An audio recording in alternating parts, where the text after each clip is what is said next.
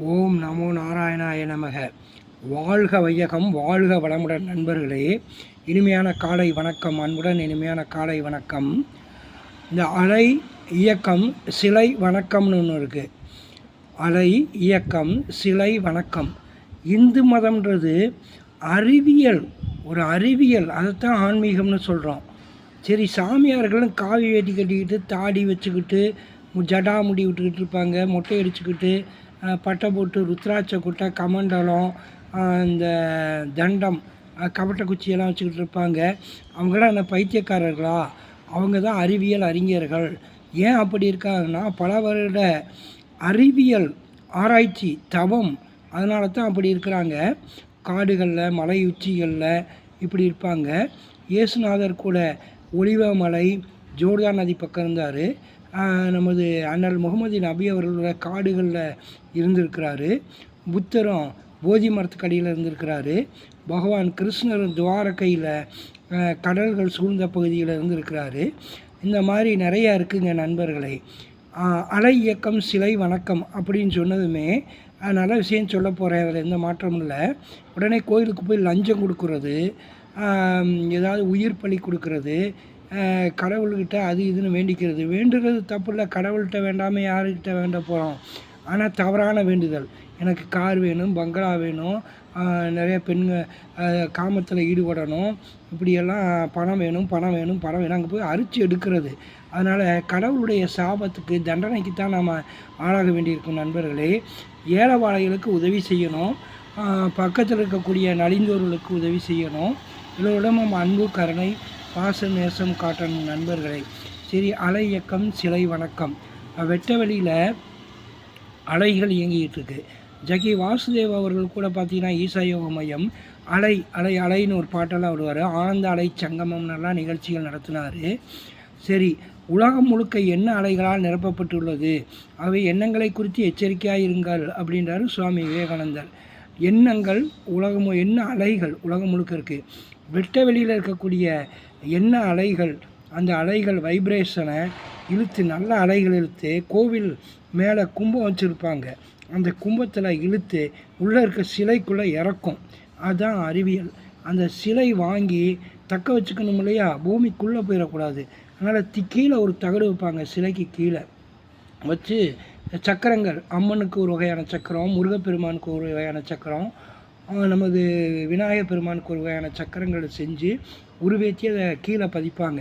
அதனால் அந்த சக்தி கீழே இறங்காமல் நிற்கும். அதை நின்னா போதுமா, அதுக்கு உருவேற்றணும்.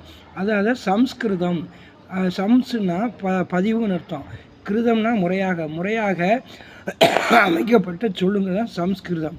அப்போ தமிழ் என்ன தவறானதா கேவலமானதான்னு பேசாதீங்க. தமிழுக்கு சம்ஸ்கிருதத்துக்கு சண்டை ஒன்றும் கிடையாது. தமிழ்ன்றது அமுத மொழி. தொப்புள்ள ஆரம்பித்து உச்சந்தலைக்கு போய் உள்நாவுக்கு வந்து வெளியில் வரக்கூடிய தமிழையும் அர்ச்சனை பண்ணுறாங்க, சம்ஸ்கிருதத்தையும் அர்ச்சனை பண்ணுறாங்க, உருவேற்றுறாங்க. அந்த சிலைக்கு உருவேற்றும் போது அந்த எண்ண அலைகள் வந்து பவர்ஃபுல் சக்தி ஏற்றப்படுது.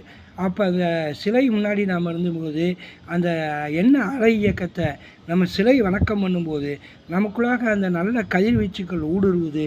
உடல் நலம், மனநலம், உயிர் நலம் பெற்று ஓங்கி வாழ்கிறோம் வளமுடன். அதற்காக இப்போ எங்கள் லஞ்ச லாவண்யமெல்லாம் கொடுத்தாலாம் எடுபடாது நண்பர்களே. அதை கடவுள் கொடுப்பாரு. கொடுத்து அப்புறம் நம்மளை ஆட விட்டு அப்புறம் அடிச்சிடுவார் ஒரே அடியாக. நம்ம நல்லது செஞ்சு அவர்கிட்ட வாங்கி நல்லது செஞ்சோம்னா கொடுத்துக்கிட்டே இருப்பார், ஆனால் கைவிட மாட்டார். ஆனால் கெட்டவங்களுக்கு கொடுப்பார், கைவிட்டுருவார். எது வேணும், கடவுள் நம்மளை கைவிடக்கூடாது, சரணாகதி அடையணும்.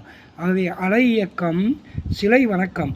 அலை இயக்கம் என்ன அலைகள் மேலே வெட்ட வெளியில் இயங்குது, அதை அந்த கோயில் கும்பம் கலசம் இழுத்து அந்த சிலைக்குள்ளே இறக்குது. அந்த சிலையில் இறங்கின சக்தி கீழே இறங்காமல் சக்கரத்தில் அப்படியே உட்கார்ந்துருது. அதனால் சம்ஸ்கிருதம் தமிழில் மந்திரங்கள் சொல்லும்போது, வேத மந்திரங்கள் சொல்லும்போது உருவேற்றப்படுது. கோவில் கும்பாபிஷேகங்கள் பண்ணும்போது கருடன் வட்டமிடுவார், பார்த்துருப்பீங்க. அது ஒரு இயற்கையான ஒரு தெய்வீகமான ஒரு விஷயம். இப்படி அலை இயக்கத்தை சிலை வணக்கமாக மூலம் பெறுகிறது. புறத்தில் நடக்கக்கூடியது, அகத்தில் நடக்கக்கூடியது. பரவெளி, பரத்தில் பரமாத்மா இருக்கிறது, அந்த ஒளி ஜீவன் அருட்பெருஞ்சோதி ஆண்டவரை நம்ம புருவ மத்தியில் ஆக்கினை சக்கரத்தில் மனசை நிப்பாட்டி உள்ள துரிய தவம் பண்ணும்போது, துரியாதீத தவம் வெளியில் பண்ணிட்டு துரிய தவம் ஆக்கினை சக்கரத்துக்கு உள்ளே பண்ணும்போது அங்கே நமக்கு ஜீவாத்மா இருக்குது. அருட்பெருஞ்சோதி ஆண்டவர் நம்ம சிரநடுவுள் உள்நாவுக்கு மேலே உச்சந்தலைக்கு உள்ளே நம்ம சிறநடு உள்ள மூளையின் நடுப்பகுதியில் அருட்பெருஞ்சோதி ஆண்டவர் ஆன்ம சிற்றணுவாக இறங்குகிறார். அங்கே நம்ம ஜீவாத்மாவை நினச்சி அருட்பெருஞ்சோதி ஆண்டவரை நினச்சி நாம் தியானம் செய்ய நினைந்து நெகிழ்ந்து உருகி தவம் செய்ய வெட்ட வெளியில் இருக்கக்கூடிய அருட்பெருஞ்சோதி பொற்சபையில் இருக்கக்கூடிய அந்த ஆண்டவர் சிற்சபையில் இறங்கி வருவார். உள்ளே வரும்போது சாந்தி யோகம் செய்கிற மூலாதாரத்தில் வைத்து அப்போது சக்தி வீணாகாமல் செலவாகாமல் காக்கப்படுகிறது. மீண்டும் நாம் ஆக்கினை சக்கரத்தில் துரியத்திலே தவம் செய்யும்போது அந்த ஜீவகாந்த சக்தி, மின்சக்தி காந்த சக்தி சேர்ந்த ஜீவகாந்த சக்தியானது அந்த வான்காந்த சக்தியோடு இணைந்து ஜீவகாந்த சக்தி செயல்படுகிறது. அப்போதுதான் உடலில் உண்மையான உயிரோட்டம் ஆத்ம தரிசனம் உண்டாகிறது. அவை புறத்தில் அலை இயக்கம் சிலை வணக்கம் செய்யக்கூடிய நாம் உள்ளுக்குள்ளே பரவெளியில் இருக்கிற பரமாத்ம ஜீவாத்ம ரகசியங்களை தெரிந்து கொள்வோம். பரமாத்மாவோடு ஜீவாத்மாவை இணைத்து வாழ்வதுதான் வாழ்க்கை. பொற்சபையில் இருக்கும் ஆண்டவரை சிற்சபையில் துதிப்பது தான் வாழ்க்கை. துதிமின் மனமே. ஆகவே நாம் இறைவனை சிந்திப்போம். நாம் யாரையும் மிஞ்சிக்கக்கூடாது. அந்த எல்லோரையும் வாழ்த்துவோம், யாரையும் தாழ்த்தக்கூடாது.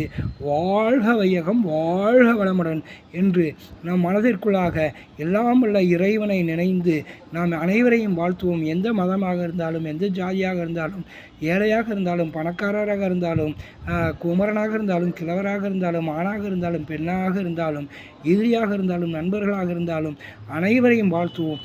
வாழ்க வையகம், வாழ்க வளமுடன். அலை இயக்கம் சிலை வணக்கம் செய்வோம் நண்பர்களே. நாம் சீரும் சிறப்புடன் வாழ்வோம். வாழ்க வையகம், வாழ்க வளமுடன் நண்பர்களே. இந்து மதம் என்பது அறிவியல் சார்ந்த ஆன்மீகம். அறிவியல் தான் ஆன்மீகம், ஆன்மீகம் தான் அறிவியல். சாமியார்கள் என்பவர்கள் அறிவியல் அறிஞர்கள், அதனை உணர்ந்து கொள்வோம் நண்பர்களே. இந்து மதம் புனிதமானது. அதற்காக மற்ற மதத்தை நான் தவறாக சொல்லவில்லை. இந்து மதம் அறிவியல். வாழ்க வையகம், வாழ்க வளமுடன். அலை இயக்கம் சிலை வணக்கம் பெற்று வாழ்வோம் நண்பர்களே. வாழ்த்துக்கள்.